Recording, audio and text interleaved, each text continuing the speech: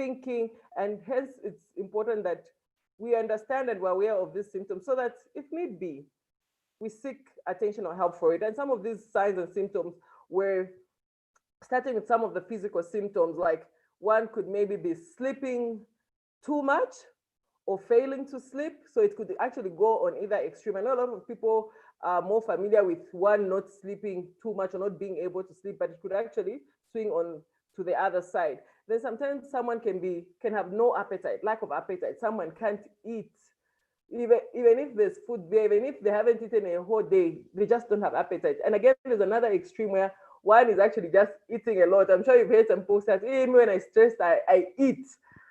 So there's that aspect. And of course, that will also go with either a weight change, either an extreme gain in weight change or loss in weight change. And if that weight change is above 5% of one's body weight, clinically, that's very significant towards depression. And you'll be amazed that when one is really depressed and stressed, it's like even if they are trying, their weight it just happens on their own. And all of us actually can agree that if we've noticed someone in our circles who's really stressed and depressed, they just lose the weight. And the type of weight loss is usually different from the usual one that we observe. And further on, you find that people don't want to socialize anymore. They lose interest in even simple pleasurable activities that they used to enjoy. They can't enjoy such activities. They're ever feeling sad and low most of the time, every other day. And they start isolating themselves. You find that they have little or no energy, even just something simple like a chore, like sometimes when it's severe, even like cleaning one's house, one won't be able to even clean even just their own room or just pack up their books. It's like they feel like they have really low and reduced energy. And it even goes further and actually affects one's concentration, one's memory, one's decision making. You just find someone is very indecisive. They're not able to easily make a decision. And you can imagine how it can affect someone who is maybe working in a corporate situation or just any job, even schoolwork, or even running their own business. So the impact is quite high. And another aspect that we really emphasize is how depression actually can cause death. Let's not underestimate depression. And we even highlighted how more than 800,000 deaths per year are being reported due to suicide.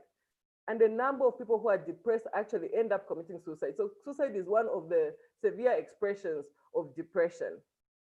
So we need to give attention. And I remember, Tabo, you brought up an important aspect of, okay, yes, this is the patient, this is the person who's feeling this depression. What about us, the people around them? How do we react to them? How do we? Yeah, because I think that was something that was something that I didn't think of, because then we talked so much on somebody who's depressed, and then I realized maybe I also have friends who've been depressed before, and so it got me thinking, how was my behavior around them? Did I help them, or did I make things worse? Because you brought out very interesting topics where you said you mostly don't even see that certain people are depressed. They're so good at hiding it. So it's like you're out there, you're happy, you're making people happy, and then you get home, and then now it all comes back to you. And so that was something that really, really touched me on that part.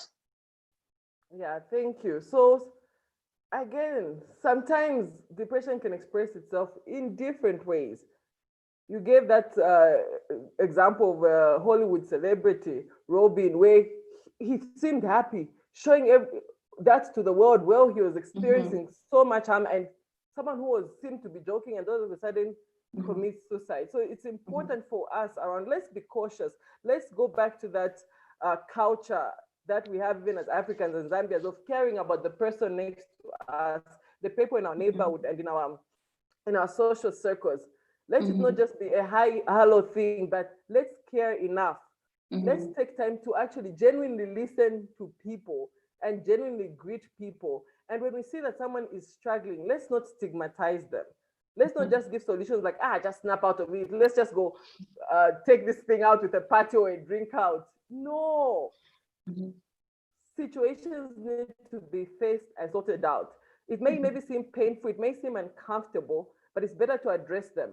trying to throw that under the rug never helps or solves anyone. We're just accumulating debt, which is going to cause so much harm in the future. Mhm. So we need to be compassionate towards them. We be loving towards them. We give them our ears. We give them our shoulders to cry on, to release their pain, their loss, their grief. And further on, if we feel like, okay, maybe this is not just simple feeling low, certain symptoms, refer them to a professional to assess them. There is no harm.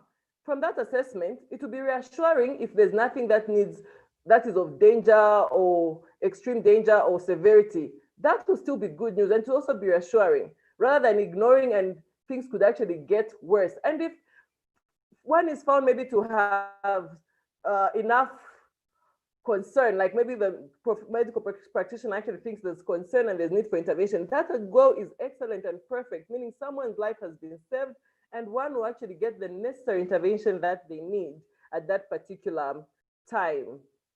So I think those were some of the things that we spoke about last time. Maybe you could actually remind me about of, of some of the other things that maybe we discussed that you would want me to highlight at this point. Yeah, I remember another aspect that we talked about was how most of the people the highest percentage is actually in men, though we do want to touch that part a lot. And something that I realize is because women are more expressive. When we are hurt, we cry about things, we talk to people about things, but our African culture has made it so hard for men to express their feelings. It's like sometimes when they want to say exactly how they feel, they're perceived as weak. Like you could see even at our funerals, you find that men don't even cry. It could be their father who's passed on. And when they cry, it's a shocking thing. You're like, oh, okay, Ali Lila, like he cried and we're really shocked. And it should not be like that. There should be a safe space where a man can say, you know what, I am hurting and this is what is hurting me and I'm failing to get out of it. And that right there makes it a lot easier even for us to get out of depression. It's creating a platform where people are free to express themselves. More like you're free to be vulnerable and say, I am not okay. Can somebody help me? And that's something that I remember we talked about. Another thing that we shared was, I remember I asked you a question to say, can kids get into depression as well? Because it starts from a certain age. And I remember we talked about how even puberty can cause depression because you're trying to grow, your body is changing and everything. So there's so much that is happening in your body. And so that also affects you. And it was really, really interesting topics. And I remember we had a question about how does fasting and prayer also, how does fasting and prayer in excess, can that lead to depression? And I remember you talked about how it's important for you to take care of your body. You need to eat, you need to exercise.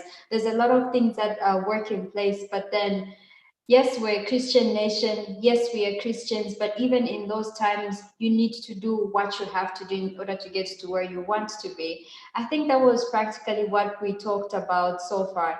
And today we're going to go ahead with talking about the prevention and also the treatment. So maybe, Doc, you could just run us through the prevention of depression. And I'm well informed that we are now live on Facebook. So if you're just joining us, this is 60 Days of Wino, which is a healthcare series that simply looks at healthcare topics brought to you by Performance Insurance Brokers.